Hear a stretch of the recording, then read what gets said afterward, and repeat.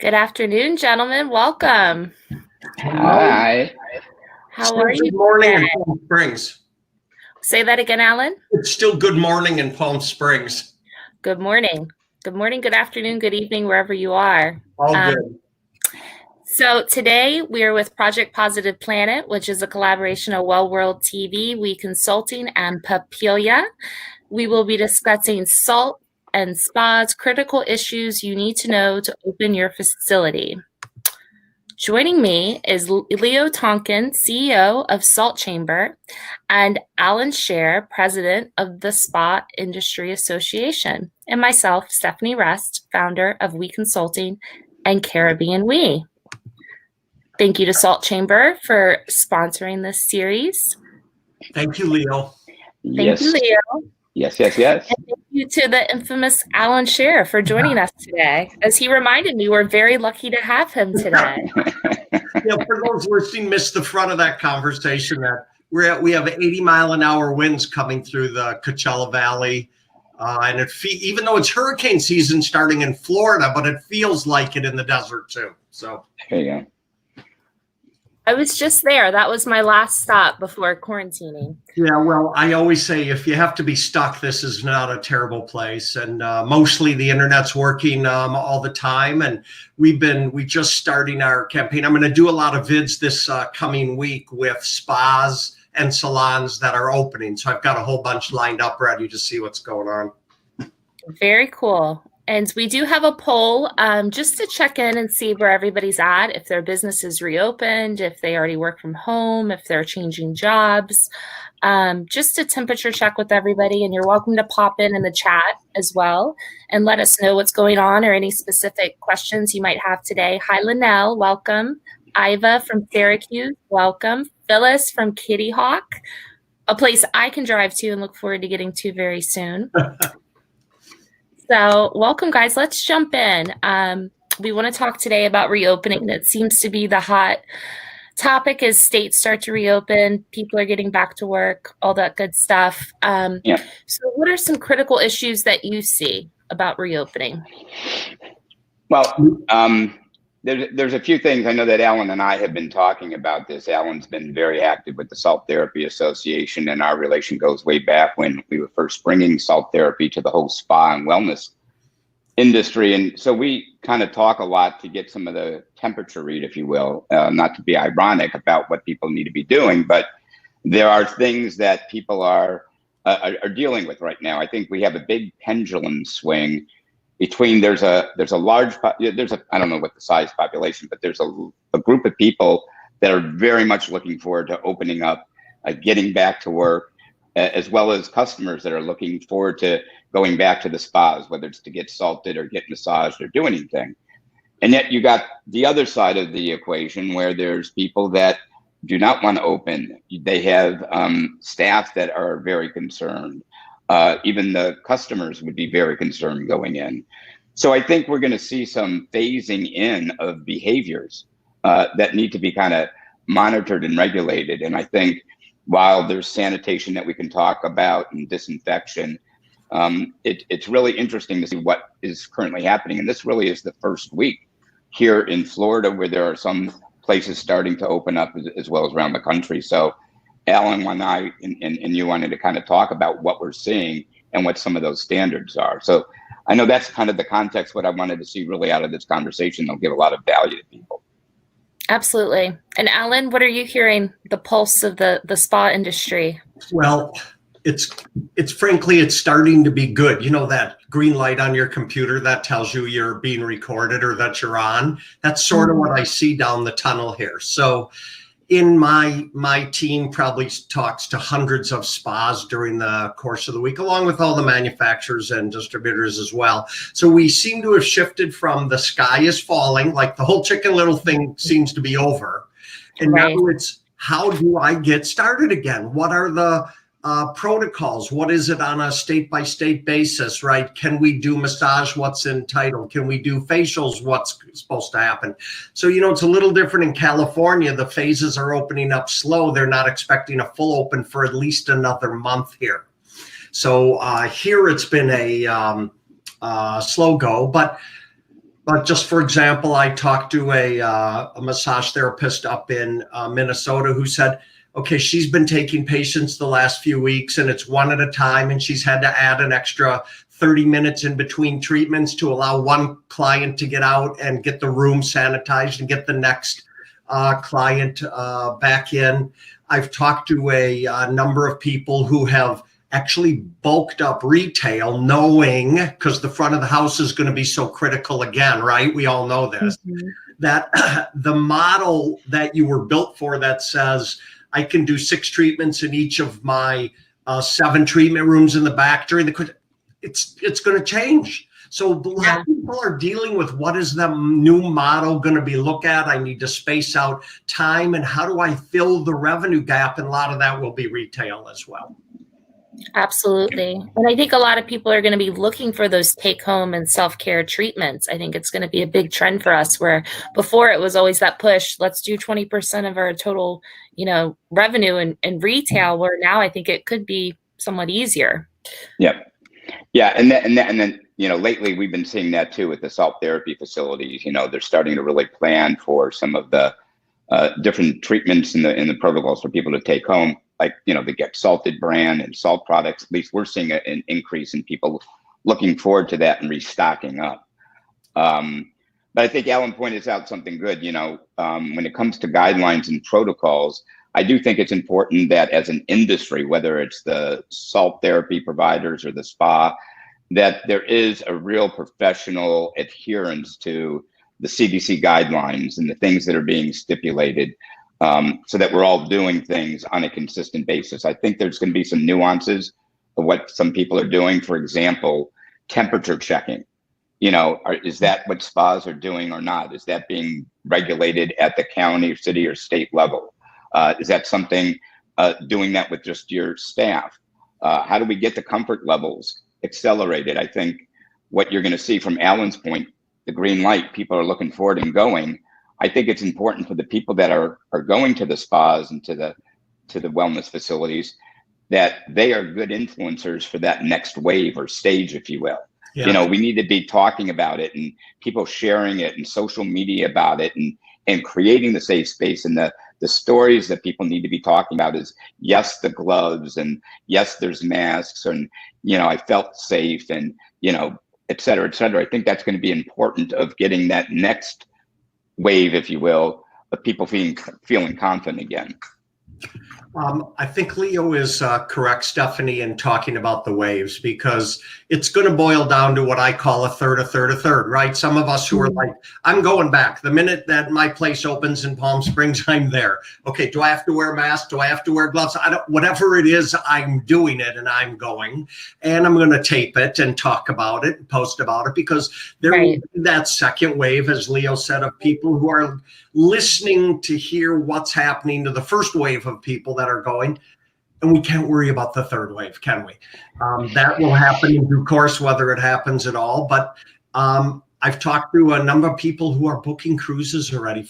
Cruise bookings for first quarter of 2021 are above what they were in 2020, this year, when people weren't even thinking about it. So we spoke about it yesterday on our Travel Tuesday call. We had Rico Lau from SDR and Matt Cooper from Travel Collab, who used to be CMO of CHTA.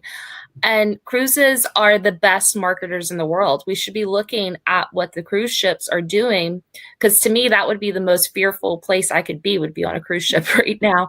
But their marketing is exceptional. When we cruised, my family, we never ate buffet style anyway. So that part I would worry a little bit less about. But cruise ships will figure it out, because the investment is too big, and they're not just going to go away. This is a way of vacationing for people, is to go on a cruise ship. Also, I talked to friend of ours, Leah, who's a spa director up in Aspen. And one of the things she asked me the other day is, what kind of treatments can we add? Like maybe they're going to take out the couples room, et cetera. And what can they do a la salt, sauna, the big clamshells, I forget what they're called. Flotation tanks. The flotation tanks. Mm-hmm. What kind of things can we move into some of those rooms where maybe They're easier to clean. They don't need a therapist for 45 or 50 minutes or an hour and a half. And I think that's going to be a big shift. I had someone tell me, I'm trying to remember where the gal was, but they have 9 nail stations. And she said, we can only open 3 of them right now. You know, they have 12 hair stations, but they're only going to open 4 of them. So is that what we're now calling smart distancing? Yeah. I'm guessing that's where it will start. And by the way, no prognosticating here, right? Because Leo, even though you said the CDC, et cetera, yes, I hear it. I'm still not even clear the experts are clear on everything going on. But there's some, what did Ben Franklin said, common sense is uncommon, right? So I hope there's a little bit of common sense with people to follow some basics that should click into your brain that talk about wear your mask, share your space carefully. Some of those things that maybe will go. Although I don't like Dr. Fauci saying maybe the handshake is dead. I'm hoping the handshake will come back because we're an industry of huggers and kissers. So this is really far left for people in our business to say don't shake hands, don't hug, don't kiss, right? Well, I think that's one of the interesting things. You know, we have a new language now where before with salt therapy, we used to say it's, you know, labor free, right? You don't need treatment. It really was not requiring an esthetician, a therapist, or somebody. So we're using the word touchless, right? It's now like touchless, or it's all about touching. But when you think of spa and you think about those environments, that's what people are looking for. They want to be massaged. They're getting the facials. They're getting treatments done. So touch has been very distant. So it's going to be interesting to see that coming back. I know that we years ago we're doing converting treatment rooms to be multi-purpose rooms where they would put one of our Salt Effects halo generators on. We had these salt beds. The first ones that we brought out was maybe 7 years ago. And then now there's massage tables. So to Alan's point, I think there's a lot of people looking at, since we have to do this smart distancing, even in salt rooms now, right, where some of the larger facilities that had 8 or 10 chairs, they're now down to maybe, 4 chairs. And putting strangers together in a salt room, maybe not the thing that people feel comfortable with yet, especially the nature of salt rooms, right? Salt therapy is, all about respiratory, and some people, have things going.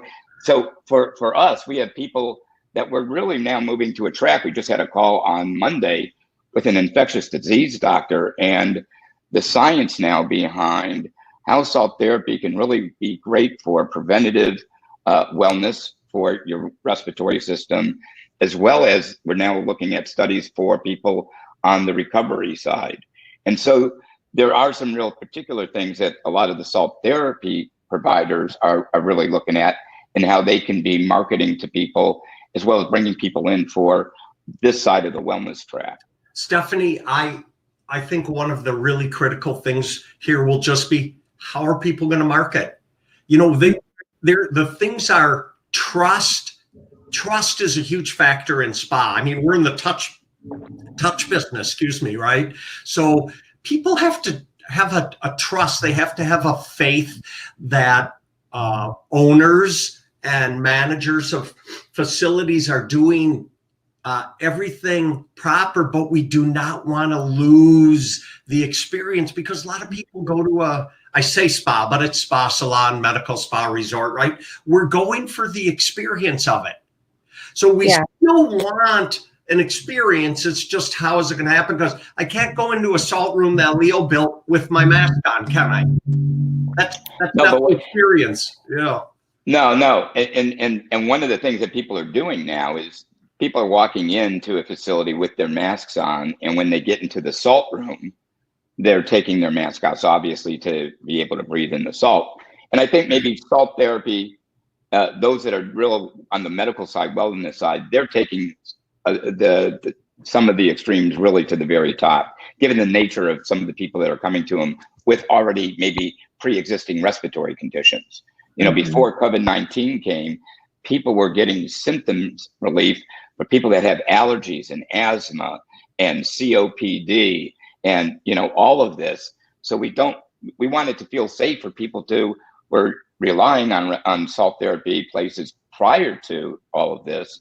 And so there's just a lot of different things that seems like we're managing at the same time that all line up right now.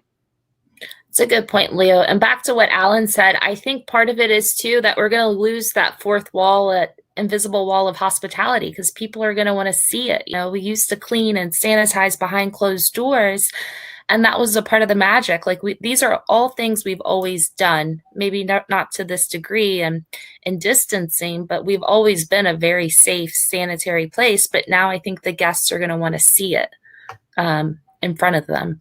Well, and that might be a little bit of lemons to lemonade, right? Mm-hmm. You know, the green curtain's been pulled back. We can see the man behind there. And that goes back to what I said about safety and trust and, you know, recognizing that facilities in their marketing are going to have a good conversation that says, to keep you safe, to keep ourselves safe, here's all the things that we're doing.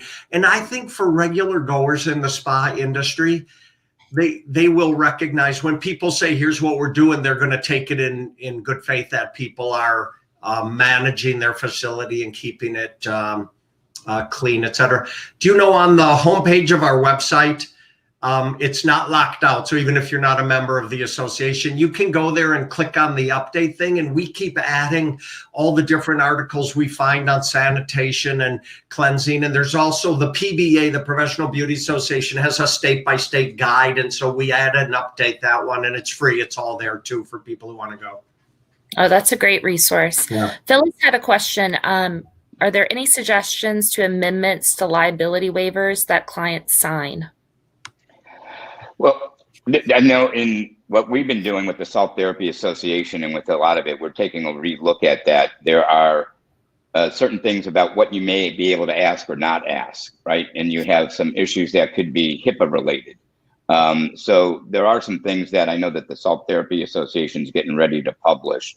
You know, currently, at least on salt therapy and on all the spas that have salt therapy, they have their general consent form that really covers everything. There are those spas that are doing things to ask questions that have some perception value of really doing the right thing and doing, as Allan's saying, you know, how do we make things more upfront? But we're also looking at what guidelines there are. So I think it's important what questions that you're asking of people, you know, asking people if they've traveled out of the country, asking people if you been in, you know, are you positive or negative? I mean, that's still open. I don't know what a lot of people are doing or what the guidelines are. I think there's a little bit of uncertainty about that one. I don't know. Allan, what are you hearing? Simple enough. I would, as much as we don't like spending money on attorneys, you're going to have to either get a form, find a form, buy a form, something that deals with the proper verbiage, because the days of being able to write up, we're not responsible for someone coming in here who may or may not have had COVID and you got sick, right? It needs to be more than that. I haven't seen any kind of forms that are just floating around yet, but I'm pretty positive they're going to start popping up here pretty quick this week or next as well. Yeah, the Salt Therapy Association currently is working on. I don't know if either of you read the iSpa toolbook, or if they had one of those in the iSpa toolbook. I haven't read it. I don't have a spa. I have, and I don't remember seeing a form in there. I could be wrong. Yeah. I'm pretty sure everybody saw iSpa move the show to next year now, right? May 2021. Yeah. I did see. To Phoenix, right? Yeah. And by the way, it's one of the questions we get asked a lot about going back to trade shows. And I saw this week ICSC part of Questex just canceled the Las Vegas show, which brings 20 or 25,000 people in. Although I'm not sure you could find many people who thought they wanted to gather in Las Vegas at the end of June. It still feels tender. It's kind of like an open wound trying to think about going to a, I don't mean to be so graphic, about going to a trade show. And so when you see things like Salesforce and Facebook and others who say we're not going to gather in more than 50 people, I don't even know where. Does anyone know where the number 6 feet comes from? You know, be 6 feet apart? Interesting enough, it really comes from a respiratory condition with cystic fibrosis. And there was a movie that was out about it. And they're not really to be in close proximity because of how sensitive their systems are for any type of bacteria, virus getting into their system. So they've always been about 6 feet apart. Oh, thank you. So I think that's where the guideline came from. Okay, so going to a trade show, no one's going to. How do you space yourself at a trade show, right? Think about it. So, someone laughed and sent me something that said it's going to be like the grocery stores where they're going to have arrows that go one direction. People will have to follow. You can just see the jam up happening now, right? So I think trade shows, I've had some vendors tell me they just don't see how they're getting back on the circuit through the end of the year. I think talking, 6-7 months out is a little far to be having that conversation. But for all intents and purposes right now, what we are doing, Stephanie, thank you for putting it together. I mean, this is this is the new form of trade show, if you will, for the time being, is making sure you're gathering, talking, reaching out. Hopefully vendors you buy from even if not everybody calls it a call center, but your people should be on the phone and reaching out, talking to your clientele, answering prospects. This is a time to mentally open up and kind of reinvent how you're talking to your clients and vice versa. Well, and I think people are learning that they can do business differently. Like, people can have more calls sitting at a desk versus being on the road and traveling around and having these virtual meetings. I think there's going to be a big shift in psychology after this. I don't know how many trade shows will survive this, or how much demand there will be. Yeah, I know that for the last couple of years, Allan has been a gracious host for the Salt Therapy Association's annual conference, and there's blackmails me to do it. I blackmail you. He has pictures of me he's going to release to the internet if I don't do it. So yeah, I have those pictures. Do you remember when you added me? Alan added me to his family iCloud.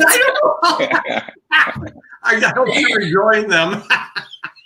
I'm no longer in it, I don't think. This was years ago. Nope.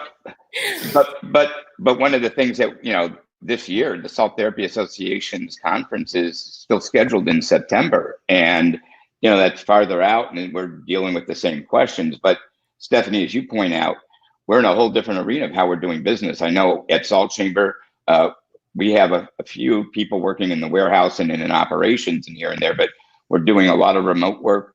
And we're also doing a lot of this type of work. We just had a program on Monday geared really for the salt therapy industry. And, we had 300-400 people on a similar type of venue like this, really about educating and communicating. And I think it's making us more tribal in certain regards. The frequency of doing these things, we're doing daily huddles in the morning on a Zoom meeting that we didn't do that before in how we did our day-to-day business. And so I think you're right. There's a lot of different behaviors that this is now creating that just shows the extent of what real communication can be all about. Well said, Leo. By the way, I want to go back to something. I know I said no handshakes, but someone told me, I've never had the opportunity to be, but is it 1-in-1 Palmia or a one and only? Palmia does something where their handshake is to touch their heart and do a slight bow or something. And I thought, that's a really kind of gracious, soft way of saying hello. So I think those are some of the things that will change along the way. And a lot of this stuff, we just don't know what the answer is. But at least we get to have the conversation and keep talking about it.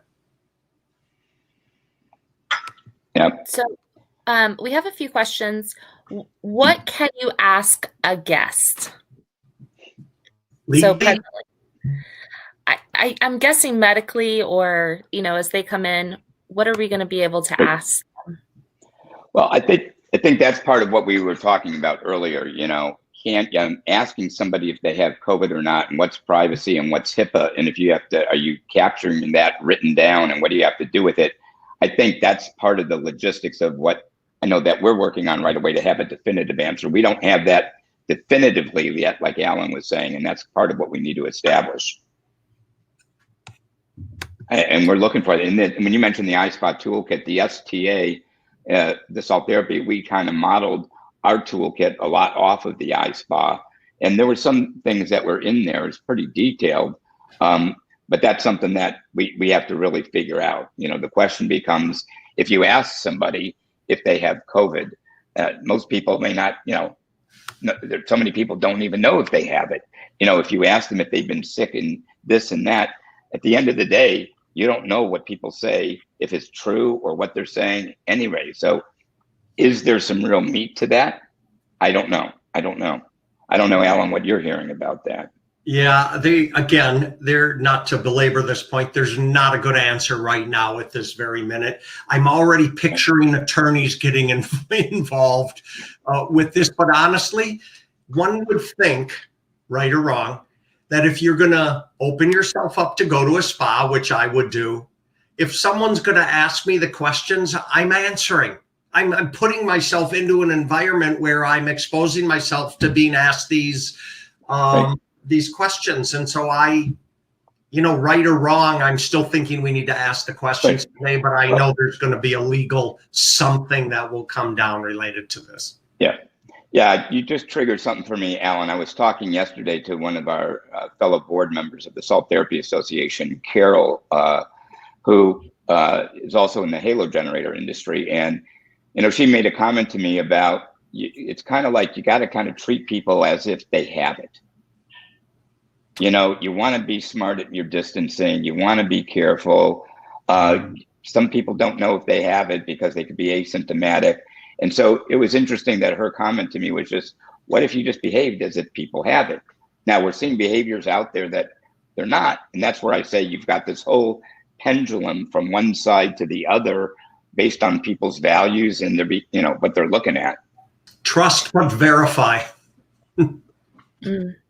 And Phyllis has a question too about tourists. She said she's going to require her employees to wear masks, but she's worried that guests or tourists will not want to wear a mask, or potential blowback and hostility. I guess some people feel it's their right not to wear a mask. Yeah, that's where you're seeing some of the clashes going on right now between CDC guidelines, county guidelines, and enforcement. And so things are being challenged that way. We've seen things on, Yeah. I'm sorry, Allan. I think my dad, may he rest in peace, always had a expression that said, "There's always someone who will be the lowest common denominator." Right? That's the person who's coming in and doing battle with you from the moment they step in the front door. I'm not sure why they're coming in, but I would think pretty crystal clear signage up front that says, we're asking everyone who enters these premises to please wear a mask, blah, blah, blah. I mean, some of this messaging is going to have to be crystal clear about how you want to protect your own team and the rest of your clients that are coming in as well. Yeah. And the other thing I was going to say also is, as a business owner, you do have the right to refuse service too. You do have that ability given it to your establishment. So you just need to know the full spectrum. It's amazing. This is like Alice going down the rabbit hole, isn't it? I hate going down the rabbit hole. We shouldn't be operating from this fear perspective about what's going to happen. Yet it seems to be the rule of the day that the first thing we do is get concerned about how other people are going to act when they come into our facility. And I think our industry, above restaurants, above even hotels, we have the most challenging people in the world that are in the most vulnerable position with what we do. So I think if anybody's well equipped to handle challenging people at this time, it's us spa people. We're the toughest out there. Yeah. And well, I was just going to say, and Stephanie, to that point, I know we focus a lot on the guests, but our staff have to feel very comfortable too. Many people, I know for myself, I have to be careful because of my cancer from a few years ago. And so I have to kind of elevate my behaviors to a certain level, or at least be cognizant around that. And so there are staff people that live with, I mean, they have their own life circumstances. And so we just need to be honorable to all of that as well. Yeah. Allan's expression for 2020, be kind. Be gentle. Have soft hands with everyone and everything, right? And I think if you take it from that approach, not an approach of, ooh, we fear you, we think you're infected. Hey, this is for our staff's protection. They're coming in contact with a lot of people daily, and we care about our staff, is a good approach, Leo. Yeah, and that's why I think, you know, talking about, let's say, temperature readings, I was talking with Brian Paris around it, and there's different perceptions. And you know what? If that works and you really have a sense of peace in mind, as well as, you know, if somebody does have something, you're providing also some value to them, and it creates for the staff and the guests a whole comfort level. You know, there's something about making it visual, as you said, Stephanie, earlier, from the back of the house to the front, and here are the elements communicating it up front, like Allan says. It's all about, from the very moment they're coming up to your door, is there signage? How are they greeted? What are they first going to see? I think you got to really put yourself in the minds of your guests and what that experience is going to be like. Likewise, for your staff, what they need to now do. And they're going to learn as they go along as well. And yeah, and it's going to be a constant evolving adjustment. And then hopefully, you know, what's not necessary as you move through it, you can start to release some of these extra precautions and steps that you're taking. Yeah. Perfect. What did Brian say about his temperature machine? I'm interested to learn more about that. No, it's really, you know, when we were talking about it, if you look at some of the imaging out there, when somebody's walking in through your doors, you know, you have somebody pointing a gun at their forehead to take their temperature. It's kind of like that speed gun on the side of the road. It's a little intrusive. Like, hey, so again, I'm not be like that. my exactly what I said, which is, if you're gonna go out, then you're putting yourself in a place where you have to allow people to get into your space, if you will. Yeah, right? Exactly. And that's part of what, you know, he's got a great product around. And so there's that, you know, things of that nature. And I think it's even more prevalent when you're going to see more things, you know, on the. Did Leo freeze for you? Leo froze, but I'm still here with you, darling. So I think everything other than Leo, we're good. Hotels are having these issues too. I think that especially in the hotel business, I talked to someone in Vegas who said their spa, that's like phase 18 on the list of getting the hotel open, right? They need bodies in rooms because that's where they make money. We just had some friends who traveled from Palm Springs back to Minneapolis. They went on the road. Now they're a little crazy, but they went on the road with bleach and Lysol wipes and stuff because she didn't want to use the shower before she poured some bleach in there. So I think, again, it's not like we don't have clear answers, but there just are a lot of non-clear answers at this very moment about what does that look like. But that question you asked was about the intrusiveness, whether it's a thermometer or gloves. And I'm saying, if you're going out and you're going to put yourself into other people's atmosphere, then you have to allow them to direct you on how you should act in their world. Absolutely. I actually heard of somebody now developing, I was talking with somebody that with masks, they're making it so that it's transparent so that you can see the face and the smile behind the mask. And I thought, you know, that's a very interesting concept, you know, like the face shields now instead of masks. And so a lot of interesting things that we're starting to see, what people are using as dividers between shower curtains, between things. And, you know, right now there's even the plexiglass has come out now, like where they're putting the plexiglass for everywhere. nail services, facial services. Have you seen that, where you'll be able to work over a client through? Yeah, I mean, we're actually seeing a plexiglass shortage right now in the supply chain because of all, you know, we do a lot of Himalayan salt decor projects in spas, and a lot of our materials with our salt booths, we use, plexiglass and acrylic.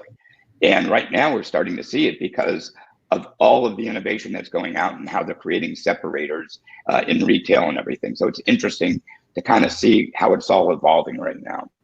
And that's a good word. It's everything's evolving as we go, day by day. Allan, I've heard of a few, Phyllis had a question, how many people are doing partial opens, and I've heard of a few of those in Florida where people are getting comfortable, they're opening their retail, maybe some of the amenities. Are you hearing that too, or? It's a good question from Phyllis. Everything in my world is a partial opening on everyone I'm talking to. There is no such thing as a full open because nobody can have 100% of anything. And think about this. In February, your business was here, and now you're opening and your business is here. And it's going to take a long time to get back to what we would call a full open. So everything to me seems to be partial open, whether it's a restaurant or it's the cost. Starbucks just on Saturday, I don't go, but they have a big one down here in Palm Springs. And they're opening starting Saturday morning at 6 a.m. or 5 a.m. I can't remember. They've already have the markers out on the sidewalks for the wait line to make sure that you're. Oh, wow. Doesn't it remind you, what was the game with the round dots where you had to put your hand, Twister. Number 12. Right. Like, go stand on the dot and don't move, right? But everything is a partial open. They've taken all the tables out inside, so there's no sit down anywhere. And I think we will know, as like a lot of these states are opening now, right? But they're not opening. They're partially opening, or they're opening in stages. That to me seems to be a reasonable program for go forward to figure out what's going to happen here.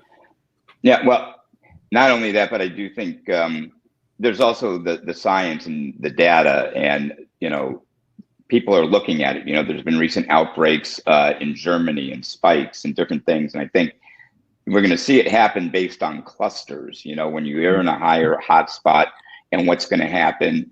I know with salt therapy, it falls in so many different types of facilities because there are some standalone salt therapy facilities that don't offer massage or other things. And so how can they be considered essential right now and be opening and to provide the great treatment? And yet, there is the partial aspect of it, Allan, which is more about capacity. Being, let's say, here in Palm Beach County is 25% capacity right now. So that's where that smart distancing aspect is going on.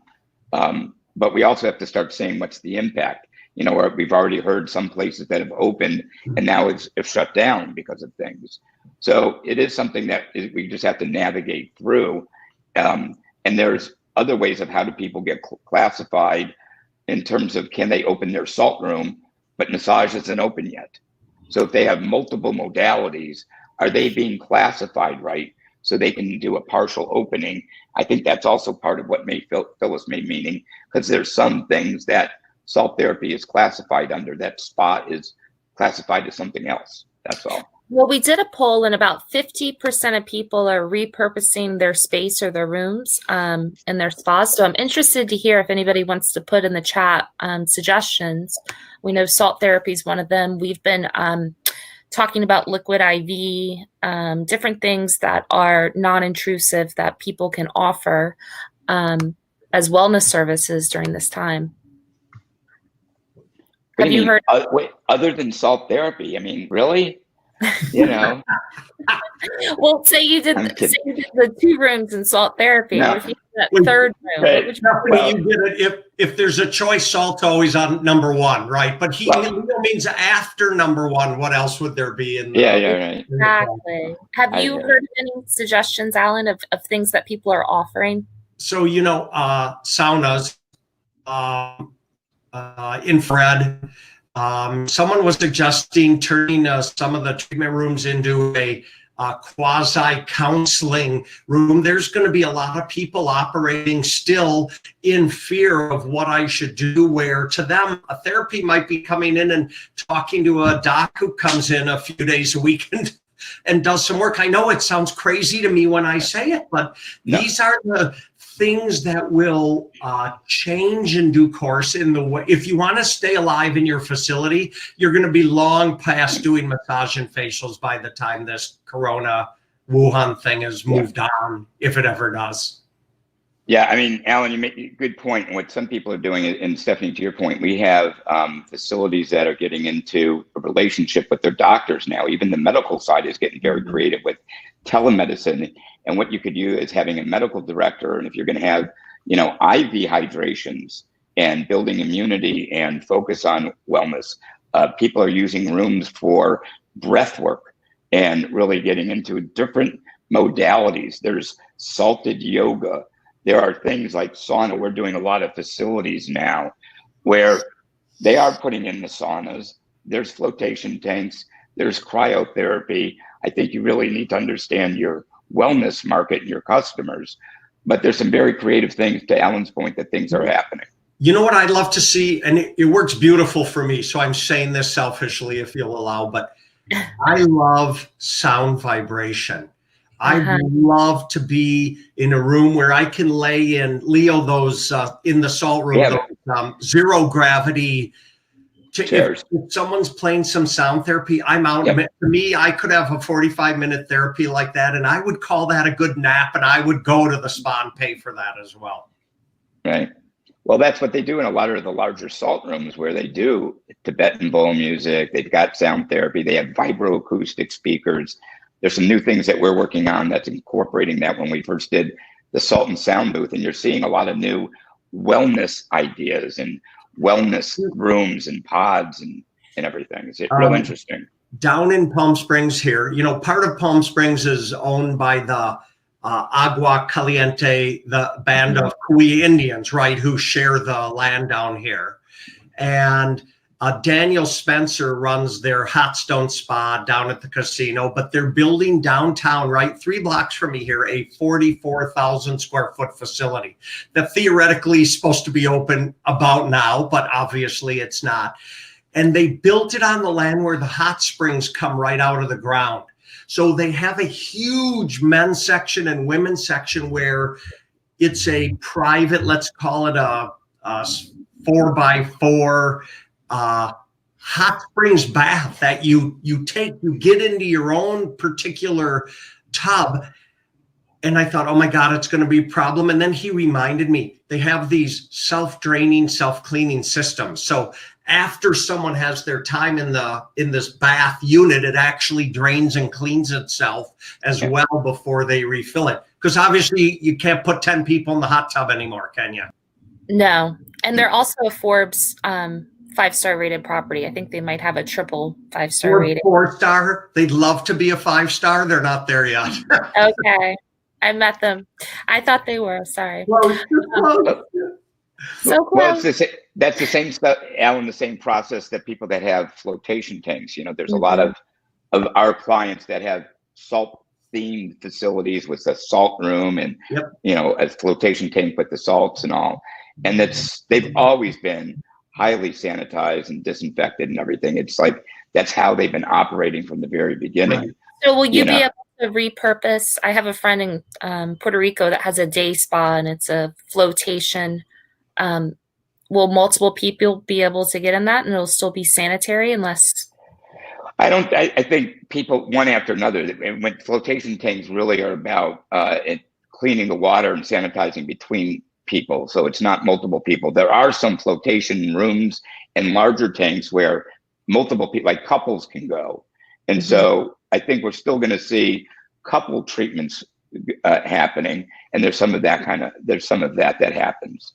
Although there's some new modalities coming out where there are these devices that are not where you lie in the water, but it's almost like being in a waterbed, and it's a flotation, and it has LED music and sound acoustics, and it's really neat to see a lot of innovation coming on right now with a lot of different modalities. There are a lot of things from beamer mat therapies and EMF, and I mean, there's a lot of stuff all on the fringes and very at the heart of wellness too.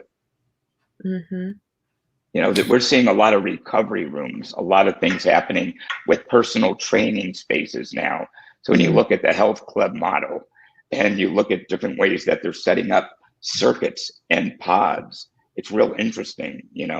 We just are coming out with a kind of a salt container where you can actually put a salt facility on the grounds of a hospital or in a mall, and it's transportable, and the HVAC and the clean air and everything is designed to mobilize salt therapy on the front line. So it's interesting what is happening to cause a lot of innovation right now.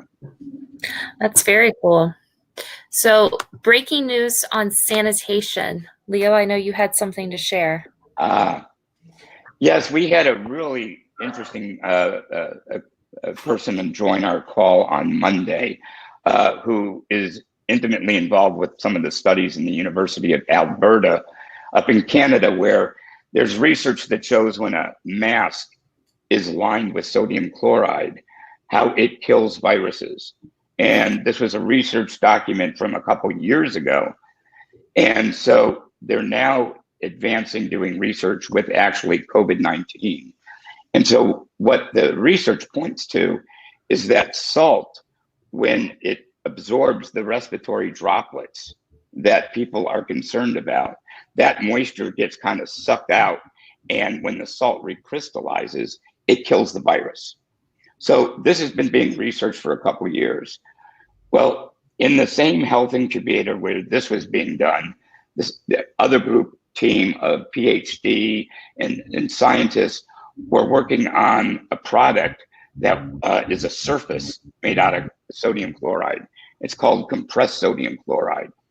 And they've been able to verify with virus studies like the SARS and such, where in less than 30 seconds, the virus is killed on contact. Wow. So it was interesting that they're now studying the specific COVID-19 so that when we hear things about how long does the virus stay on surfaces, we've got graphs and things where the research is pointing to where copper was considered a really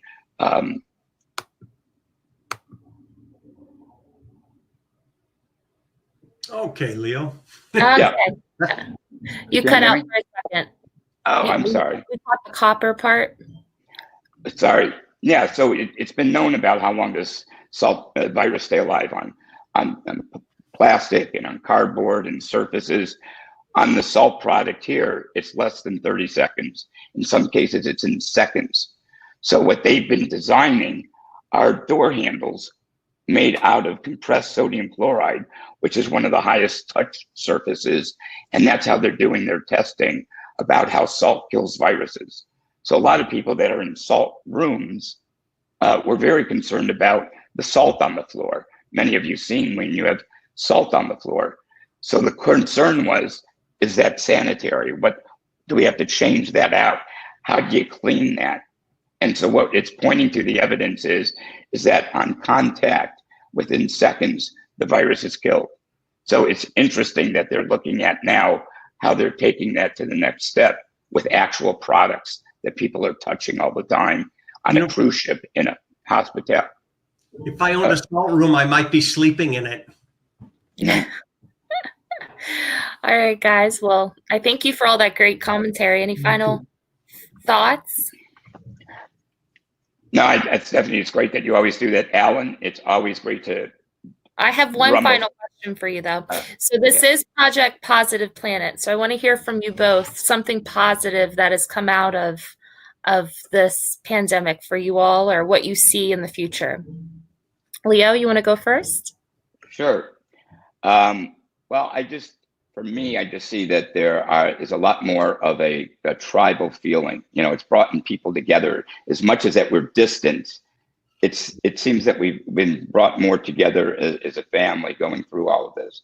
And, I'm glad to see that the people I know are healthy and they're safe and people are taking care of their families.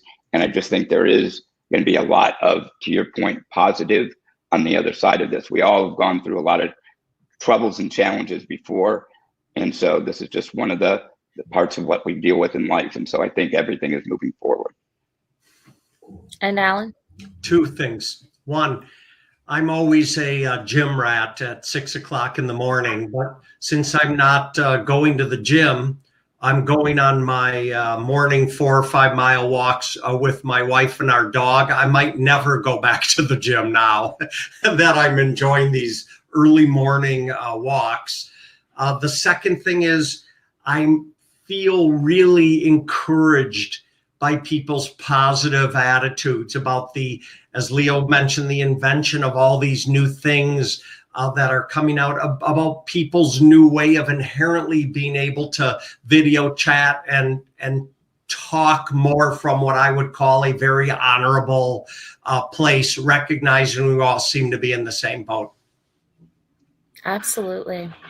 Well, I agree with you both, and I'm grateful to have you both in my tribe, and thank everyone for joining us today. Wishing you both a great day. Thank you again, Allan. All right, Leo. thanks, Stephanie. Bye, everyone. Thank you. Thank you. Bye-bye.